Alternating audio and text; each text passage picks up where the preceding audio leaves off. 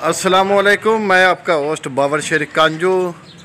ਇਹ ਜਿਹੜੀਆਂ ਦੁਆਰਾ ਨੇ ਇਹ ਦੁਆਰਾ ਟਾਊਨ ਕਮੇਟੀ ਦੀਆਂ ਤੁਸੀਂ ਵੇਖ ਰਹੇ ਹੋ। ਗੁਜ਼ਸ਼ਤਾ ਰਾਤ ਵੀ ਬਾਰਿਸ਼ ਹੋਈ ਹੈ, ਪਹਿਲੇ ਵੀ 2-3 ਦਫਾ ਬਾਰਿਸ਼ ਹੋਈ ਹੈ। ਸ਼ਹਿਰ ਦਾ ਕਿਹੜਾ ਨਿਕਾਸੀਆਬ ਦਾ ਮਸਲਾ ਹੱਲ ਨਹੀਂ ਹੋ ਰਿਹਾ।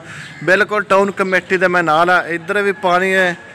ਤੇ ਇਹ ਜਿਹੜੀ ਗਲੀ ਹੈ ਮੇਨ ਅੱਗੇ ਮਾਡਲ ਟਾਊਨ ਮਹੱਲਾ ਹੈ, ਇਹ ਉਸ ਨੂੰ ਗਲੀ ਜਾਂਦੀ, ਉਹ ਵੀ ਪਾਣੀ ਦੇ ਵਿੱਚ ਤਕਰੀਬਨ तमाम ਜਿਹੜੀਆਂ ਗਲੀਆਂ ਨੇ ਇਸ ਮਾਡਲ ਟਾਊਨ ਮਹੱਲੇ ਦੀਆਂ ਉਹ ਉਸ ਦੇ ਵਿੱਚ ਪਾਣੀ ਹੈ। ਤੇ ਪਾਣੀ ਹੱਤਾ ਕਿ ਘਰਾਂ ਦੇ ਵਿੱਚ ਦਾਖਲ ਹੋ ਗਏ। ਤੇ ਇਹ ਸਿਲਸਿਲਾ ਟਾਊਨ ਕਮੇਟੀ ਨਾਲ ਹੈ। ਟਾਊਨ ਕਮੇਟੀ ਦਾ ਜਿਤਨਾ ਵੀ ਅਮਲਾ ਹੈ ਉਹ ਮੰਜ਼ਰੇ ਆਮ ਤੋਂ ਬਿਲਕੁਲ ਗਾਇਬ ਹੈ। ਤੇ ਕਿਹੜੇ ਸ਼ਹਿਰੀ ਨੇ ਉਹ ਘਰਾਂ ਦੇ ਵਿੱਚ ਹੀ ਰਹਿ ਗਏ, ਖਾਸ ਕਰਕੇ ਸਕੂਲ ਜਾਣ ਵਾਲੇ ਬੱਚੇ ਹੋ ਗਏ ਜਾਂ ਮਸਜਿਦ ਅੱਜ ਕੱਲ੍ਹ ਰਮਜ਼ਾਨ ਸ਼ਰੀਫ ਵੀ ਹੈ, ਲੋਕ ਇਬਾਦਤ ਕਰਨ ਵਾਸਤੇ ਬੜੇ ਪਰੇਸ਼ਾਨ ਨੇ, ਕੱਪੜੇ ਖਰਾਬ ਹੋ ਜਾਂਦੇ ਨੇ।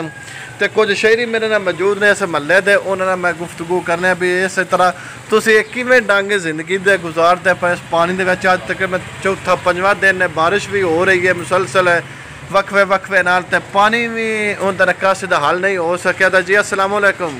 वालेकुम सलाम। हाँ जी, किस तरह तुसी अपना जिंदगी गुजारते पे हो पानी दे विचों आवा ते जा नक्को नक आए पे हैं जी। दुकान 4 दिनों तो पानी सी, मेहनत मजदूरी करने वाले बंदे हैं। अच्छा, तंग करते पे ने 4 दिनों बाद दुकान खोली है। अच्छा, तो बड़ा निजाम खराब है, ना नमाज दे कपड़े रहंदे ने, ना पाक रहंदे ने, ना नमाज पढ़न जोगे रहे हैं।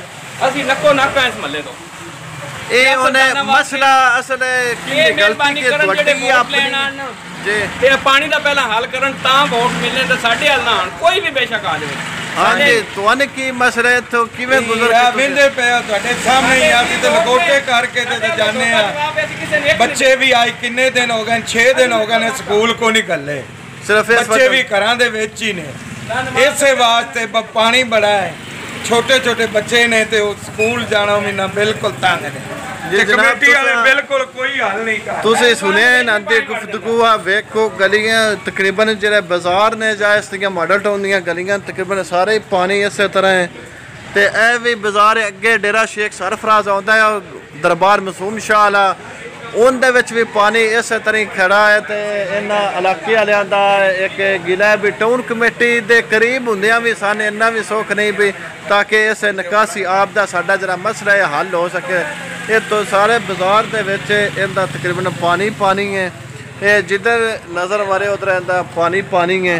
ये वेख सकते हो बंद है, डोल है, पानी बंद है। इन्हां दी अपील है अल्लाह हकाम अगे भी इस गल दा नोटिस लिया जाए, ये पानी दे मसले दा कोई हल किया जाए।